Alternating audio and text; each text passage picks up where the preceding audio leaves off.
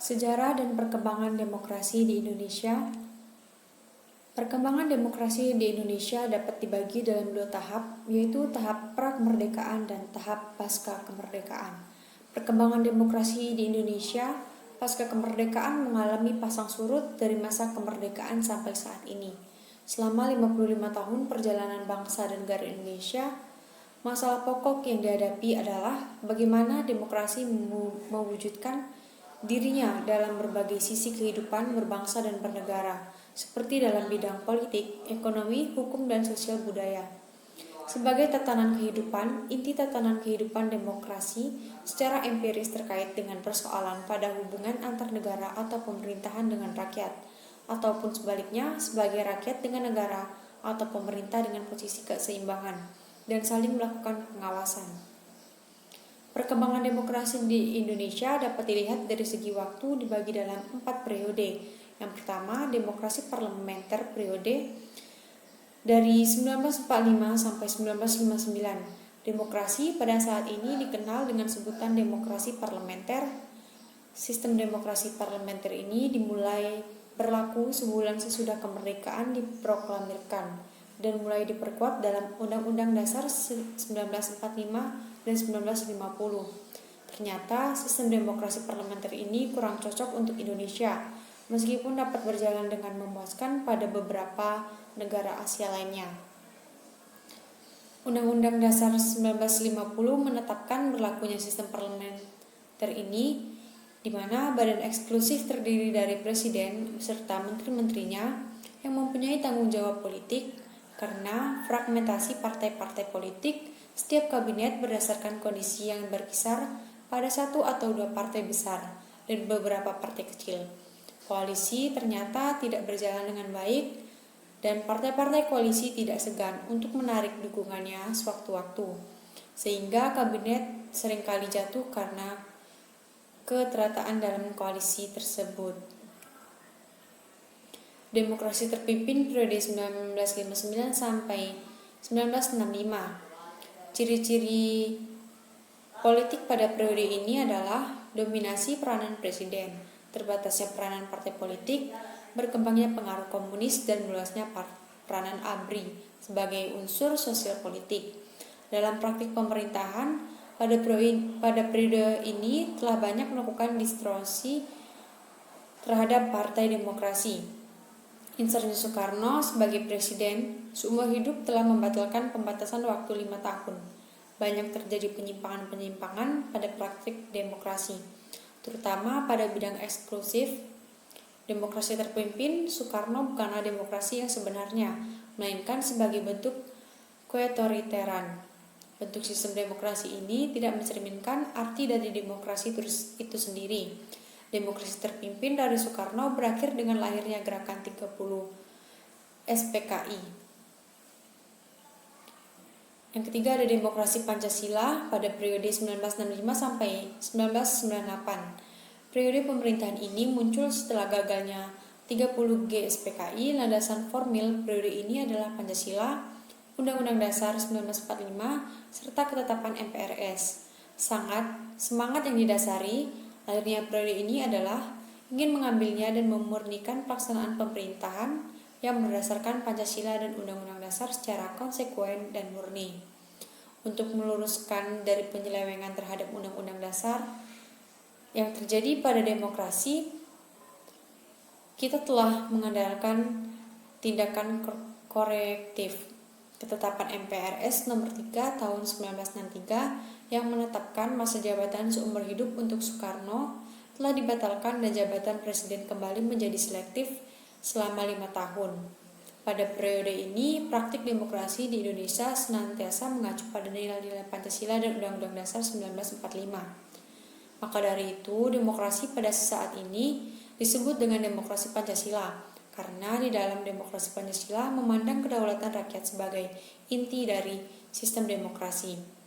Pemerintahan patut memberikan perlindungan dan jaminan bagi warga negara dalam menjalankan hak politik.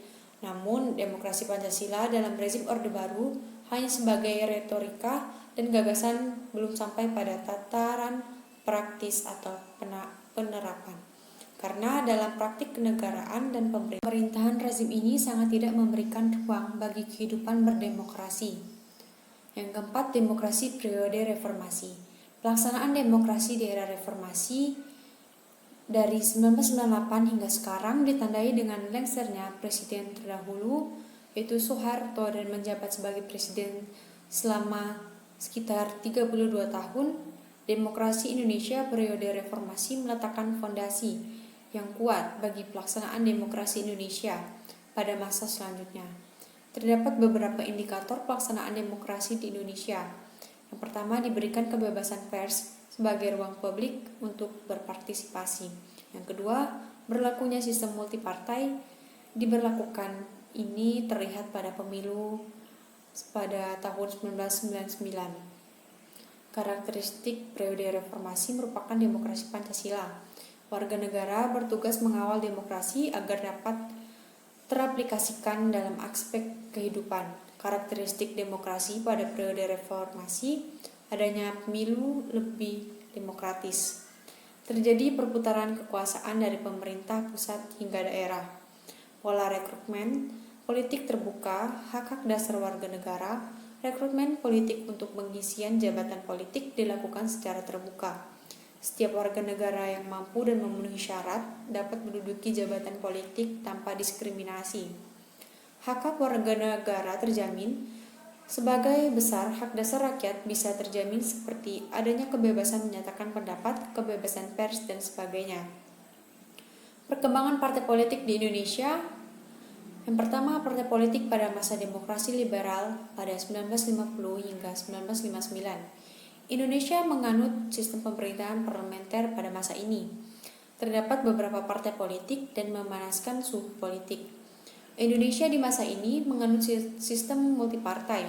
Secara keseluruhan, partai politik sebanyak 29 partai. Sistem multipartai yang dianut oleh Indonesia pada saat itu tidak menguntungkan negara. Banyaknya juga partai mengakibatkan munculnya persaingan antar partai dan pada akhirnya menyebabkan pertentangan antar golongan. Partai hanya sebatas mengorientasikan posisinya terhadap kekuasaan semata. Jatuh bangunnya partai, berbagai kabinet di masa periode Orde Lama. Pemerintahan pusat melakukan pergantian kabinet yang berkaitan dengan ketidakpuasan dari pemerintah daerah. Daerah merasa kurang mendapat perhatian sehingga muncul gejala provinsialisme atau sifat kedaerahan, hingga mengancam persatuan dan kesatuan bangsa. Pada akhirnya muncul gerakan separatisme atau usaha memisahkan diri. Tidak hanya itu, menguatkannya tantangan antara politisi dengan TNI Angkatan Darat juga membuat politik dalam negeri menjadi tidak stabil. Yang kedua, partai politik masa demokrasi terpimpin atau Orde Lama. Demokrasi terpimpin atau Orde Lama ini berlangsung pada tahun 1959 sampai dengan 1965. Sejak berlangsungnya Orde Lama atau demokrasi terpimpin, kekuasaan berpusat pada 3 kekuatan, yaitu Presiden, PKI, dan TNI Angkatan Darat. Di luar kekuatan tersebut, yaitu partai politik tidak memiliki peranan yang begitu penting. Partai-partai lain yang memiliki ideologi keagamaan mengalami marginalisasi dan pijang hanya sebagai pelengkap bagi jargon kerjasama yang dipaksakan, yaitu Nasakom atau nasional, agama, dan komunis. Berikut ada 3 faktor yang terjadi menyebab kemunculan kekuatan yang mendominasi demokrasi terpimpin, yaitu yang pertama, ketidakmampuan partai politik yang berjumlah banyak untuk membendung percekcokan antara sesama mereka yang berakhir ketidakstabilan politik Indonesia. Yang kedua, Soekarno sebagai presiden untuk memainkan peranan yang lebih besar dan berarti dalam politik, tidak hanya sekedar lambang seperti yang dikehendaki UUDS 1950. Yang ketiga, keinginan tokoh militer untuk ikut serta dalam peranan politik dikarenakan menurunnya kepercayaan mereka terhadap partai politik maupun politisi sipil dalam menjalankan roda pemerintahan. Yang keempat, ada PKI menjadi partai yang maju karena Insinyur Soekarno merangkul PKI. Melalui Penpres tahun 1959, Soekarno memangkas partai politik yang terdapat pada masa itu, hingga tersisa 10 partai saja, termasuk NU dan PNI serta golongan komunis. tidak hanya membubarkan partai yang tidak termasuk kriteria dalam Panpres. Soekarno juga menghapus DPR hasil pemilu 1955 dan menggantikannya dengan DPR GR atau Dewan Perwakilan Rakyat Gotong Royong yang anggotanya diangkat langsung oleh Presiden. Salah satu bukti otoritarisme demokrasi terpimpin yaitu Panpres yang dikeluarkan oleh Soekarno pada tanggal 31 Desember 1959 yang menyangkut persyaratan partai yaitu menerima dan membela Konstitusi 1945 dan Pancasila. Yang kedua, menggunakan cara-cara damai dan demokrasi untuk mewujudkan cita-cita politiknya. Yang ketiga, menerima bantuan luar negeri hanya seizin pemerintah. Partai-partai harus mempunyai cabang-cabang yang terbesar, paling sedikit di 1/4 jumlah daerah tingkat 1 dan jumlah cabang-cabang itu harus sekurang-kurangnya 1/4 dari jumlah daerah tingkat 2 seluruh wilayah Republik Indonesia. Presiden berhak menyelidiki administrasi dan keuangan partai. Presiden berhak membubarkan partai yang programnya diarahkan untuk merongsong politik pemerintahan atau yang secara resmi tidak mengutuk anggota partai yang membantu pemberontakan. Partai politik masa Orde Baru, terjadi perubahan dalam tubuh partai. Yang dilakukan pertama kali adalah dirombaknya tokoh partai PNI, yaitu dengan menyisihkan tokoh-tokoh yang dekat dengan penguasa, serta muncul partai baru yaitu Partai Muslim atau Permusi, yang merupakan partai penampung aspirasi politik umat Islam. Pemilihan umum tahun 1971 diikuti 9 partai politik dan golongan karya. Golongan karya adalah partai baru yang mendapat dukungan pemerintah dan ABRI. Lalu ABRI mendominasi partai golongan karya. Pada tahun 1973 terjadi peleburan partai politik dan fusi. Melalui Undang-Undang Nomor 3 tahun 1973, pemerintah menyederhanakan jumlah partai dengan kebijakan fusi partai.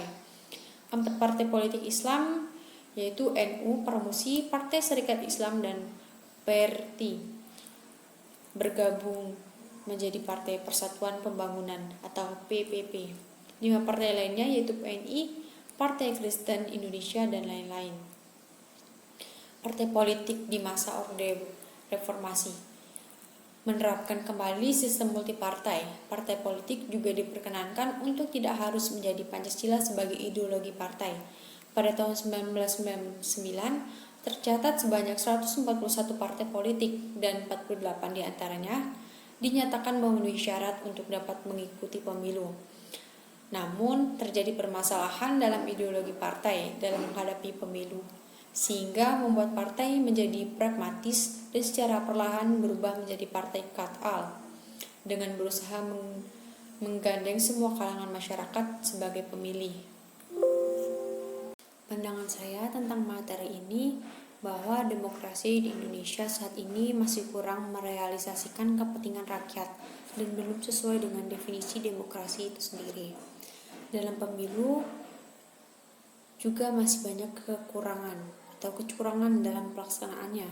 Bukannya setiap individu mempunyai kesetaraan hak dalam pengambilan keputusan yang sama, dan masyarakat juga dibebaskan bersuara, berpendapat, namun itu tidak didengar. Nah, kita sebagai generasi muda dan mahasiswa yang harus sadar akan hal itu. Kita harus membenahi masalah-masalah demokrasi yang terjadi. Jangan kita ikuti masalah itu, namun sadarkan diri sendiri agar tidak melakukan kesalahan yang sama, dan bantulah atau beri masukan ke lingkungan terkecil seperti keluarga kalau jangan mau disogok pada saat pemilu tiba. Kita tidak mau bukan jika pemimpin kita tidak baik, maka dari itu turuti hati nurani untuk memilih pemimpin yang baik dan amanah. Sekian dari materi yang saya bawakan ini. Bila ada salah kata, saya mohon maaf. Wassalamualaikum warahmatullahi wabarakatuh.